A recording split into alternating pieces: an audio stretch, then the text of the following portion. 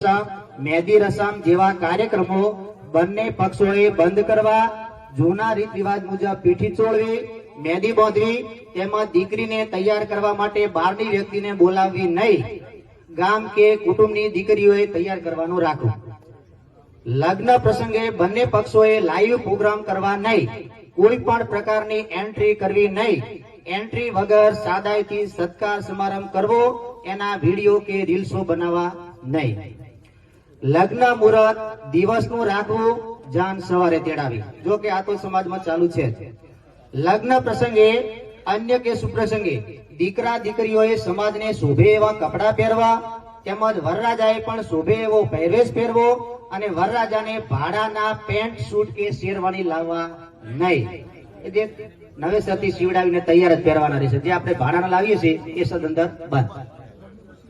લગ્ન પ્રસંગે જાનમાં વધુમાં વધુ 15 વાહનો તથા વધુમાં વધુ 100 માણસોથી વધારે લઈ જવા નહીં અને પોતાના સમાજના જ માણસો લઈ જવા તથા બંને પક્ષોએ જાનમાં ફટાકડા સદંતર બંધ કરવા. લગ્ન પ્રસંગે જમણવારમાં 2 મીઠાઈ, 1 ફરસાણ, દાળ ભાત, પૂરી અથવા રોટલી, છાશ અને અથવા ઉનાળો હતો કેરી રસ, પાપડ જેટલી આઈટમો રાખી શકાશે. અલગથી બીજી કોઈ ચાઇનીઝ, પાણીપુરી જેવી આઈટમો રાખવી નહીં અને રસોઈ સમાજના રસોઈયા પાસે જ બનાવી અને સ્ટાફ પણ બને ત્યાં સુધી સમાજનો જ રાખવો. લગ્ન પ્રસંગે પડલામાં વર પક્ષે કન્યા પક્ષને વધુમાં વધુ 2 તોલાથી વધારે સોનાના દાગીના મૂકવા નહીં. ખાસ મુદ્દો, પડલામાં જે દાગીના મૂકવામાં આવે છે એ 2 તોલાથી આગળ વધવા જોઈએ નહીં. સગાઈ કર્યા બાદ કન્યા પક્ષને લગ્ન પહેલા અને સગાઈ કર્યા બાદ કન્યા પક્ષને મેં વધુમાં વધુ 1 તોલાથી વધારે સોનાના દાગીના મૂકવા નહીં, ચોદીના કડલા પણ મૂકવા નહીં, તેની જગ્યાએ ચોદીની પાયલ અથવા જોજર મોકલવી. એટલે ટૂંકમાં કાચો શેક પણ હોય ત્યાં સુધી દાગીના આપણે 1 તોલાથી વધારે મોકલવા નહીં. દીકરીના લગ્ન પ્રસંગમાં પૂરકમાં 1 જ પિત્તળનું બેડું આપવું. અન્ય કરિયાવર તરીકે દાખલા તરીકે સોફા સેટ, ટીવી, તિજોરી, ફ્રીજ તેમજ અન્ય ઇલેક્ટ્રિક ઉપકરણો કે રસોડા સેટ આપવો નહીં. આ બધી સામગ્રી દીકરીને અગેણી વખતે આપી શકાશે.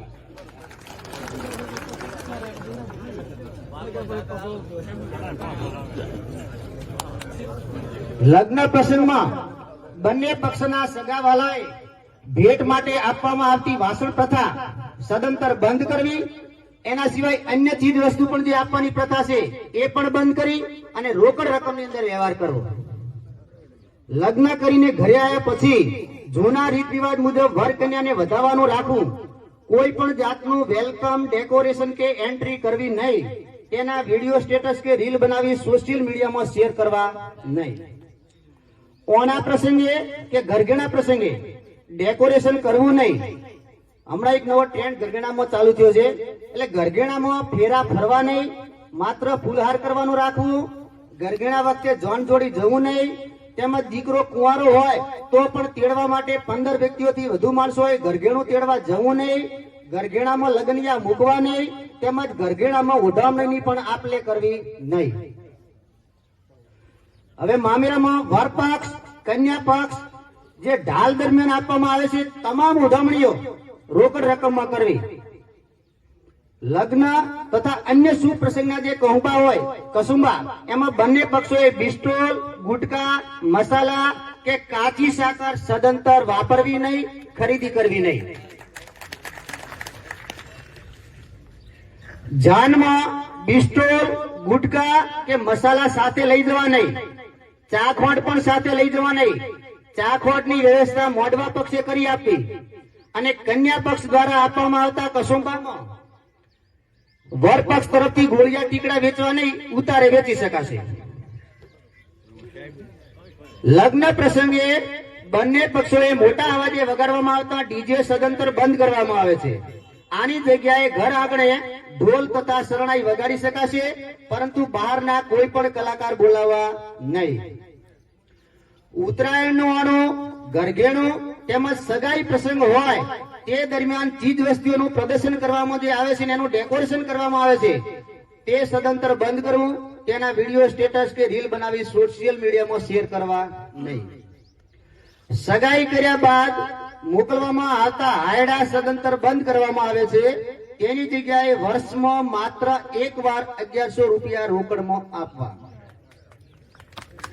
લગ્ન પ્રસંગ પૂરો થયા પછી વેવાણને મળવા આવવા જવાની પ્રથા બંને પક્ષ તરફથી સદંતર બંધ કરવામાં આવે છે. ઉંમર લાયક કન્યાને લગ્ન પછી પિયરમાં વધુ સમય રોકી રાખવી નહીં. ઉત્તરાયણના ઓણામાં વધુમાં વધુ 5 જોડીથી વધારે કપડાં આપવા નહીં. ટંકની જગ્યાએ સુટકેસ મૂકી શકાશે. ઉત્તરાયણના ઓણામાં દીકરીના કુટુંબ તરફથી ઓઢવણી તરીકે મોકલવામાં આવતી ઓઢણીઓ સદંતર બંધ કરવી. લગ્ન પ્રસંગ પૂરો થયા પછી વર પક્ષ અને કન્યા પક્ષ બંને પક્ષોએ ઓછામાં ઓછી 1100 રૂપિયાની પાવતી નજીકની શૈક્ષણિક સંસ્થામાં ફરજિયાત લેવી. જાનમાં કપડાં ચેન્જિંગ કરવાનું રાખવું નહીં. બને ત્યાં સુધી જાનમાં મહિલાઓ મર્યાદિત સંખ્યામાં લઈ જવી. કુંવારી દીકરીઓને મોબાઈલ આપવો નહીં. દીકરા અને દીકરીને ઓછામાં ઓછું ધોરણ 12 સુધીનું શિક્ષણ ફરજિયાત આપવું. 12 સુધી દીકરીને પણ ભણાવી. વર પક્ષ તરફથી જાનના ઉતારે અપાતી રકમમાં એક સૂત્રતા જળવાય તે હેતુથી 1500 રૂપિયા ફિક્સ રકમ આપી. 1500 થી વધારે પણ નહીં અને ઓછા પણ નહીં. ઉતારે જે આપવામાં આવતી રકમ છે એમાં એક સૂત્રતા જળવાય હેતુથી. જાનમાં વરઘડિયા પરણીને ઉતારે આવે ત્યારે ખોળામાં મૂકવામાં આવતી રકમ 1100 રૂપિયાથી વધુ મૂકી શકાશે નહીં. આ હમણાં નવો વ્યવહાર વધ્યો તો, અમુક સંખ્યાઓ વધારે હતી એટલે. સગાઈ પ્રસંગે કન્યાને પાઠ પર બેસાડીને કરવામાં આવતું ડેકોરેશન બંધ કરવું તથા તેની રીલ સોશિયલ મીડિયામાં શેર કરવી નહીં. સગાઈ પ્રસંગે ટોપરો બાંધવા માત્ર પુરુષોએ જવું, મહિલાઓને સાથે તેડી જવી નહીં.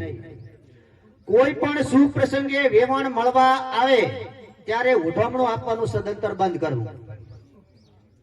11 વર્ષની ઉંમરે બાળકોને યજ્ઞોપવિત જનોઈ ફરજિયાત ધારણ કરાવી. એ દરેક મા બાપની ફરજ છે. જન્મ દિવસની ઉજવણીમાં કેક કાપી ડેકોરેશન કરવાની જગ્યાએ નજીકની શૈક્ષણિક સંસ્થા અથવા ગૌશાળામાં યથાશક્તિ રકમની પાવતી લેવી. શ્રીમંત પ્રસંગે બેબી શાવર અથવા તો કોઈ પણ પ્રકારનું એને અનુલક્ષીને ડેકોરેશન કરવું નહીં. બાળકના જન્મ પછી સ્વાગતના નામે કરવામાં આવતી તમામ એન્ટ્રીઓ સદંતર બંધ કરવી. તેના વિડીયો, સ્ટેટસ કે રીલ બનાવી સોશિયલ મીડિયામાં શેર કરવા નહીં. સાદાઈથી ગૃહ પ્રવેશ કરાવો. અને નવજાત શિશુ માટે સગાવાળા દ્વારા આપવામાં આવતા સોના ચાંદીના દાગીના બંધ કરી રોકડ રકમનો વ્યવહાર કરવો. તેમજ છઠ્ઠી પણ પરંપરાગત જૂના રીત રિવાજ મુજબ રાખવી. તેનું ડેકોરેશન કે રીલ બનાવી નહીં. ફોટોગ્રાફી માટે કેમેરામેન સમાજ સિવાય બહારની કોઈ પણ વ્યક્તિને ઓર્ડર આપવો નહીં. સમાજના કોઈ પણ યુવાનોએ નશાકારક કેફી પદાર્થનું સેવન કરવું નહીં. તેમજ કોઈ પણ પ્રકારની અસામાજિક પ્રવૃત્તિમાં ભાગ લેવો નહીં. હવે આવે છે મામેરા પ્રસંગ. મામેરો વહેલી સવારે તેડાવવું અને વહેલી સવારે જવું. મામેરામાં સોના ચાંદીના દાગીના અને રોકડ રકમ તમામ મળી વધુમાં વધુ 7,51,000 રૂપિયાથી વધારે મામેરો કરવો નહીં. જુજેણું વધુમાં વધુ 1 લાખ રૂપિયાથી વધુ રકમનું કરવું નહીં. મામેરામાં દીકરીના પરિવાર સિવાયની એટલે કે ભોણેજડા સિવાયની તમામ ઉજવણીઓ રોકડ રકમમાં કરવી. મામેરામાં બેનના ઘરનું વળતું ઉઠામણું માત્ર સગા ભાઈને જ, અને એ પણ ફિક્સ 200 રૂપિયા. એનાથી વધારે લેવા નહીં કે આપવા નહીં. અને એ પણ સગા ભાઈ 1 હોય 2 હોય કે જે હોય બધાને 200 રૂપિયા. હવે આવે છે મરણ પ્રસંગ. મરણ પ્રસંગે 70 વર્ષથી નીચેની ઉંમરની વ્યક્તિના મરણ પાછળ કરવામાં આવતા 2 દાન સદંતર બંધ કરવામાં આવે છે. માત્ર ખીચડી કઢી રાખવા. અને 70 વર્ષથી મોટી ઉંમરની વ્યક્તિના મરણ પાછળ 2 દાન મરજિયાત છે. કોઈ ફરજ નથી, કોઈ પણ પ્રકારનું દબાણ નથી. બરાબર, પણ બની શકે તો ન કરે તો સારું. તથા ખીચડીમાં ઘી વાટકીના બદલે વાડીથી આપવું, જેથી ઘીનો બગાડ થાય નહીં. મરણ પ્રસંગે આપવામાં આવતી કાચી સાકર, કોરી સાકર, બંને સાકર સદંતર બંધ કરવામાં આવે છે. ટૂંકમાં પથારીએ થાળી રાખવી જ નહીં, ફેરવી જ નહીં. પથારીએ થાળી બંધ. મરણ પ્રસંગે ટાણું 13મા દિવસે રાખવું, તેમજ નાની ઉંમરના મરણ પાછળ ટાણું અનુકૂળતાએ રાખી શકાશે, અને 1 કે 2 દિવસ નક્કી કરી અનુકૂળતાએ બેસવું પણ રાખવું. મરણ પ્રસંગે રવિવારના દિવસે લોકાચાર જઈ શકાશે, એ દિવસે આપણે પાણી પણ આપી શકીએ. મરણ પ્રસંગ પૂરો થયા પછી રાખવામાં આવતો પૂર્ણ માસ સદંતર બંધ કરવામાં આવે છે. મરણ પ્રસંગે ડાબરીના પૈસા અલગથી આપવાને બદલે મૃતકના ફોટા આગળ મૂકવા, જો કે પરંપરાગત હાલ તો ચાલુ જ છે. મરણ પ્રસંગ પૂરો થયા પછી આવતા પ્રથમ તહેવારે માત્ર બેન દીકરી સિવાયના સગા સંબંધીને તેડાવા નહીં. પહેલો તહેવાર આવે એટલે કુંવાસી આવી છે. મરણ પ્રસંગે ટોણાના દિવસે સાથરાવાળી મહિલાઓને આપવામાં આવતી રોકડ રકમની આપલે સદંતર બંધ કરવી. મરણ પ્રસંગે ટોણાના દિવસે કરવામાં આવતી નાત સદંતર બંધ કરવામાં આવે છે. ગંગા થાળી કરી શકાશે, તેમજ મા બાપની હયાતીમાં ઉજવણું પણ કરી શકાશે. ઉજવણું પણ વહેલી સવારે તેડાવવું, અને ઉજવણામાં જેનું ખર્ચ તેના ઘરની જ ઉજવણી કાગળમાં લખવી. મરણ પ્રસંગે પાર કે છાજિયા લેવા નહીં. મરણ પ્રસંગે ટોણાના દિવસે યથાશક્તિ મુજબ નજીકની શૈક્ષણિક સંસ્થામાં પાવતી લેવી. મરણ પ્રસંગે ટોણાના દિવસે ઉજવણી, આ ખાસ મુદ્દો છે, ધ્યાન આપજો. મરણ પ્રસંગે ટોણાના દિવસે ઉજવણી મૃતકના પરિવારે લેવી ખરી, પણ આપવી નહીં. એટલે કે જમાઈઓને જે કરવામાં આવે છે ને અમે કરવી નહીં, આવે એ લેવી ખરી.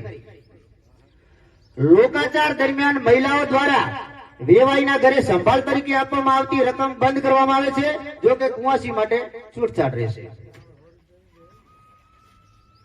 હવે બંધારણ ભંગ થાય તો શું કરવું? બંધારણ ભંગના કિસ્સામાં દરેક ગામમાં વડીલો અને યુવાનોએ ભેગા મળે આજથી 7 દિવસમાં બંધારણ સમિતિની રચના કરવી, અને સમિતિમાં દરેક વોર્ડ દીઠ એક સભ્યો લેવા, અને નજીકની શૈક્ષણિક સંસ્થામાં કમિટીની યાદી આપવી. 2. બંધારણનું પાલન ન કરવાના કિસ્સામાં સમિતિના સભ્યો સમજાવટથી કામ લેશે, છતાં પણ જો નિયમનું પાલન કરવામાં ન આવે તો ગામમાં કોઈ પણ કુટુંબીજનો નિયમ ભંગ કરનાર વ્યક્તિના સારા માઠા કે કોઈ પણ પ્રસંગે હાજરી આપી શકશે નહીં. અને જો કુટુંબની કોઈ વ્યક્તિ સમિતિની ઉપરવટ થઈ ના પાડવા છતાં પણ જો હાજરી આપશે તો એ વ્યક્તિને પણ બંધારણ ભંગના નિયમ હેઠળ ગુનેગાર ગણી લેવામાં આવશે. અને આ અંગે ત્રણેય પરગણાની કોર કમિટીને, એટલે કે સમાજને, ગામ લોકોએ જાણ કરવી, અને કોર કમિટી આ બાબતે દંડ અથવા જે નિર્ણય લે તે બંધારણ સમિતિ અને જે તે ગામ લોકોને બંધન કરતા રહેશે. હવે આવે છે સામાજિક ન્યાય. સામાજિક ન્યાય માટે પીડિત વ્યક્તિએ પોતાને ઘરે સમાજ બોલાવવા માટે કાગળ ફાડવા બોલાવવા નહીં, તેના બદલે નજીકની વાવ, થરાદ અને ભાભર બોર્ડિંગના પ્રમુખ મંત્રી પાસેથી તારીખ મેળવી કોઈ પણ રવિવારે સવારમાં એક ટાઈમ માટે સમાજ બોલાવવાની રહેશે, અને એની અંદર ભોજન પણ સાદું રાખવાનું રહેશે. સમાજ બોલાવવા માટે પીડિત વ્યક્તિએ સમાજના વડીલોને ફોનથી જાણ કરવાની રહેશે. આના માટે અલગથી ગાડીઓ મોકલવામાં આવશે નહીં, અને વડીલોએ પોતાના સ્વખર્ચે નજીકની શૈક્ષણિક સંસ્થામાં હાજરી આપવાની રહેશે. નાના મોટા સાટા પથાના પ્રથાના ખાસ મુદ્દો આવે છે. નાના અને મોટા, એક સાટું નાનું હોય ને એક મોટું હોય, આવા સગપણના કિસ્સામાં એક દીકરીને 1 કે 2 સંતાન હોય અને સામેવાળા સાટામાં એ લગ્ન કુંવારું હોય તો લગ્ન કરવાની ના પાડે, અને પરણેલું હોય તો આણું કરવાની ના પાડે, તેવા કિસ્સામાં પીડિત વ્યક્તિએ નજીકની સંસ્થામાંથી તારીખ મેળવી કોઈ પણ રવિવારે સમાજ તેડાવવાનો રહેશે. સમાજ આ બાબતે ગુનેગાર વ્યક્તિ પાસેથી 21 લાખ રૂપિયા દંડ પેટે 200 મણ બાજરી અને સમાજનો બિલ વસૂલ કરશે. આ દંડની રકમમાંથી સમાજ 25% લેખે રકમ ત્રણેય પરગણાની સંસ્થાઓ માટે સહિયારી રકમ સમાજ જમા રાખશે. પછી અન્ય સગપણ તોડવાના કિસ્સામાં પણ સમાજ ભેગો કરવા માટે આ નિયમ જ લાગુ પડશે, પરંતુ એમાં દંડની રકમમાંથી 25% નો નિયમ સંસ્થામાં આપવાનો આ ફરજિયાત આ પ્રમાણે જ રહેશે. ખાસ નોંધ બીજી, આવા કિસ્સામાં ગુનેગાર વ્યક્તિ સગપણ છૂટું કર્યા સિવાય બીજી જગ્યાએ દીકરી વળાવશે તો સગપણ કરાવનાર વચેટિયા સહિત દીકરીના પિતા પાસેથી 25 લાખ રૂપિયા દંડ સમાજ અલગથી વસૂલ કરશે.